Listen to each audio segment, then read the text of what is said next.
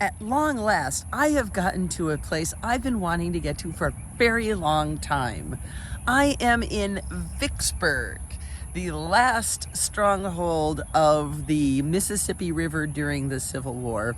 I have wanted to see this with my own eyes for a very long time, and I'm here. Now we get to drive right under the arch to start the tour. The camera does not do justice to how rolling this land is. The battery that was set up along this ridge, extending in both directions for quite some time, was firing away at the Great Redoubt. It might be where that monument is. We'll find the Great Redoubts later. These are a lot of rolling hills. Until you see the land, you really don't understand why history goes the way it does. The land has a lot to do with it. Now that I've come up to that giant monument we saw in the distance, it's the monument for Illinois. How apropos. We get to climb the stairs and actually go in. Underneath the giant open oculus in this echoing chamber are the famous sons who fought for Illinois. We've got the generals up here, all the way around, and the real people down here. Cavalry, infantry, staff. After always remembering to look up, once in a while you have to remember to look down. The Shirley House was here during the war, but as everybody was camping right around the house, it kind of looked more like this. Nothing but entrenchments.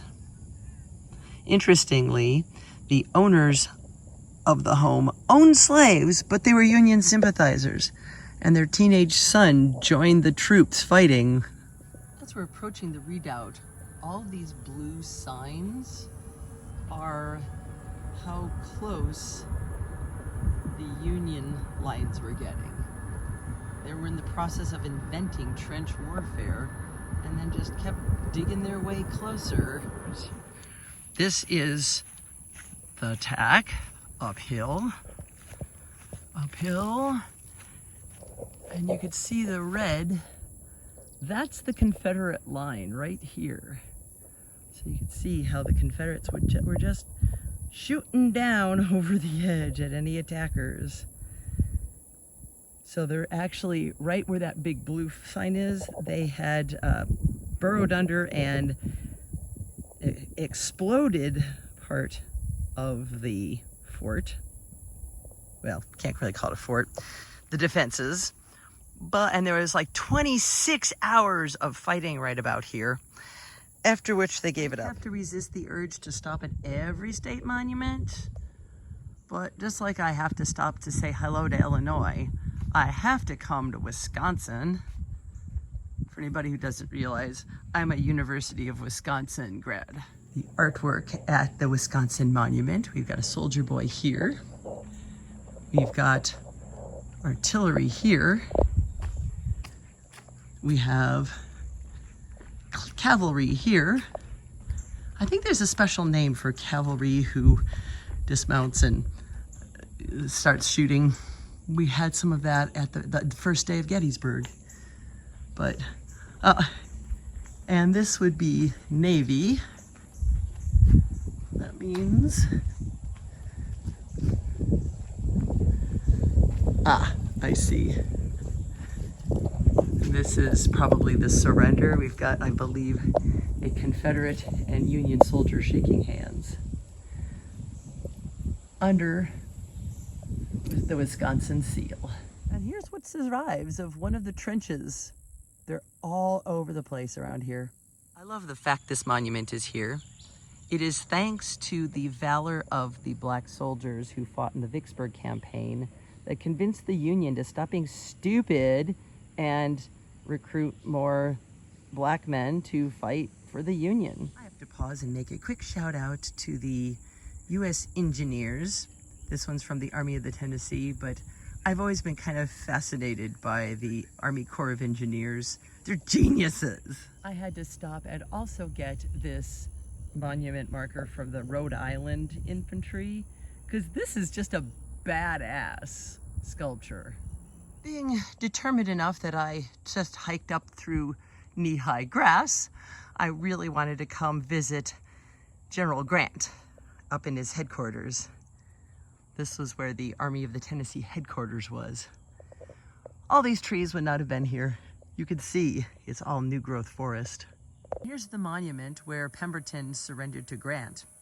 Funny thing, the original monument was so damaged by souvenir gatherers, it's not here anymore. It's inside the visitor center. Okay, I'd been wanting to know this. A difference between a redoubt and a redan. Square versus triangle. Got it. So this is where you put the cannon, and that's where the boats can't get through very well. But everything, as far as the eye can see, is lower than this point. Well, this kind of says it all, that this is where the breach was made through the salient and the Union troops broke through the line briefly. It's the railroad redoubt because there's the railroad. And this is the hill the Union men ran up into the cannon fire. For the record, apparently Vicksburg is one of the best documented of all battlefields for the accuracy and specificity of all the signs for where everybody was. The Texas monument is just a little amusing. I mean, the guy's got his gun standing on a cannon, and in case that's not manly enough, he's also bare-chested.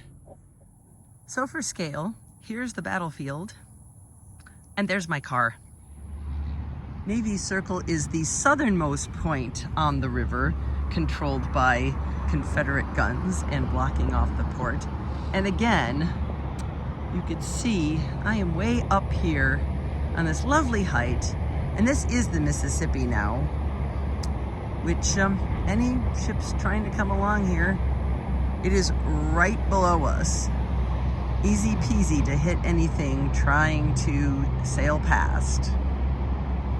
I needed to come see this to understand why it was that Vicksburg was so hard to defeat.